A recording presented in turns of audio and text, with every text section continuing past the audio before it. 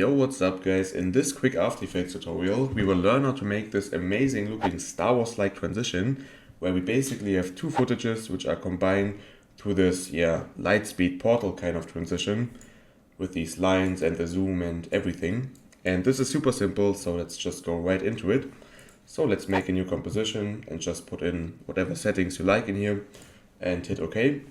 And first of all, we have to import our footages. So let's just do this real quick and make sure that the first one is on top basically in here. So in this case, we have this nice car thing.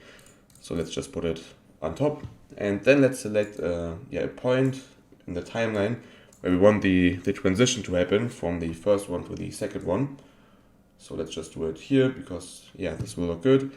And now we can just basically cut the first footage. So let's press Ctrl Shift D. And now we have cut it into two pieces and we can just delete the right one. So now we have this abrupt switch between the two videos. And obviously this doesn't look good. So let's just start by applying the zoom effect, which we can see right before everything goes right. And this is just super simple, just one effect, and it's called optics compensation. So just look for it in here and just apply it on the upper layer. And now we can go to the exact point where the switch is and just bring the field of view to 180, which is basically the highest value. And just like this. And we also have to make sure to tick the reverse lens distortion box here, because otherwise it will look stupid. And now we can just animate this. So let's just put in a keyframe in here in the field of view. And really make sure that it's exact at this point where the switch happens. And now we can just go back like 1 or 2 seconds and bring the value here down to 0. And we can already see what happens. We will get the normal look back. Let's just put in 0 in here. And now if we play this, we can see we get this zoom effect. And I think this already looks kind of cool, but obviously, there's still a lot of things missing. And now let's focus on the other footage, because we basically have a zoom in here, and we want to zoom in this one as well to just have a more smooth transition. And so let's just go to the point exactly again where the last frame of this footage happens, and let's just open up the scale settings. And now let's make the size a bit smaller, like 80% maybe. Or 70, let's go with 70 and put in a keyframe in here. And now we can see this footage is too small, and we will change that in a moment. But let's first of all go forward a bit, like 1 second again, or 1 or 2 seconds, and bring this back to 100, just like this. And now we can see, of course, if we play this will look stupid, because we basically, it's way too small. But let's change that by just applying a motion tile effect on this layer, and make sure to check the mirror edges box, and then just increase the output width and height until it's all covered. And now we can see this is good, but it's way too slow. So let's give it a bit of action. So let's select the scale settings and open up the graph editor and click on it again so everything is selected in here. And press this little button in here, the Easy Ease one. And let's just play with the curves a bit. So let's select the first one and just bring this up. And what this will do is it will be really fast at the beginning and then slow down, which is exactly what we want. So just basically copy this curve. And now we can already see we get this nice looking transition, which I think already looks really cool. And I think that's it for the both footages. Now let's focus on these getting white effect and the lines here, which are basically known from Star Wars, which is really cool. So let's do this real quick. So first of all, let's just do the really light white point in the middle of the transition. So let's just add a new solid and make sure the color is white, and just hit OK. And we have to put this on top of everything, which is really important.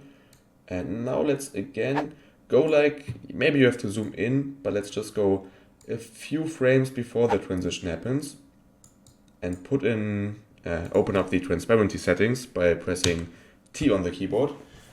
And yeah, let's make a keyframe at 100 here and then go forward a few frames until the transition basically happens and put in another keyframe. So press this one. Oh, now I deleted the other one. Oops. Let's go forward and put in a keyframe. So basically it's just 100% opacity for like a few frames. And now we can just go a lot to the left and bring this down to 0, and a lot to the right and bring this down to 0 again. So basically we will have this nice flash effect. And I just realized this is wrong. We don't want it to be that far on the left and right. Bring this way closer to here. This was a stupid mistake. So it's basically just really when the whole thing happens, just then it should be visible, just like this. And yeah, this is cool. This is exactly what we want. And now the last thing that we want to do is these nice stripes here, these ones. And this as well is quite simple. So let's make a new layer again, a new solid. And the first and most important effect that we need is the starburst effect. Just press starburst and just apply it. And now we can first of all increase the speed to like 3 and maybe increase the scatter to like 300 or 400.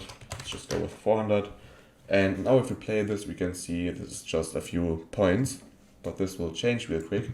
So first of all, let's add a light burst effect. Actually, it's called CC light burst. And just apply it and put in a negative value in the wavelength, like -100. And as you can see, we have these little lines, but they are really, really small. And we need them to be way more visible. So let's add a matte choker effect, this one. And just apply it. And now we have to go to the choke 1 value and put in something really negative in here. Like, basically, the lowest value that's possible, which is -127. And as you can see, now these lines are more visible. And we also can play around with a few other of these settings. Maybe let's bring down the softness a little bit. Bring this down. And just play around with a few things until you think this looks smooth. But I think the only important thing is to bring this down to a really, really low value, just like this. And now we have these nice lines here.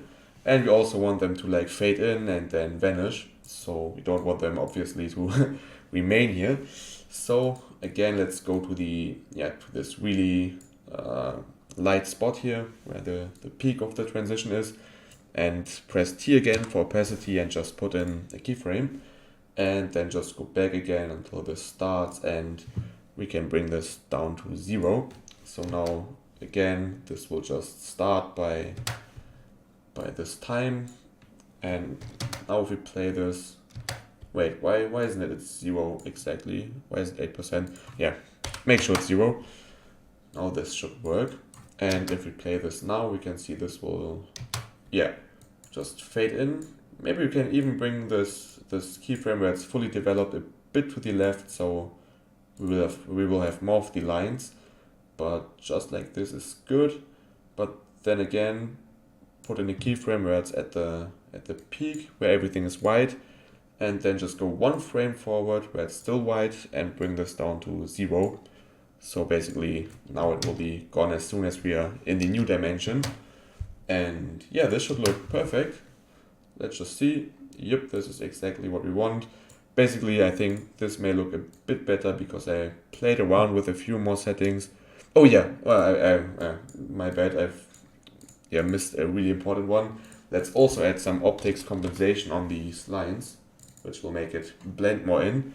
So make sure to hit reverse lens distortion again and just also bring up this value so it will just cover the edges. And this is exactly what we want. This is what I missed.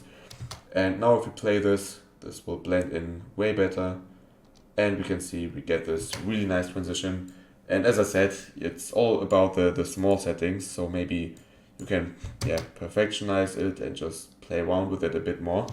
But I think this is a good basic, and yeah, I hope you really enjoyed this one, and hopefully see you next time.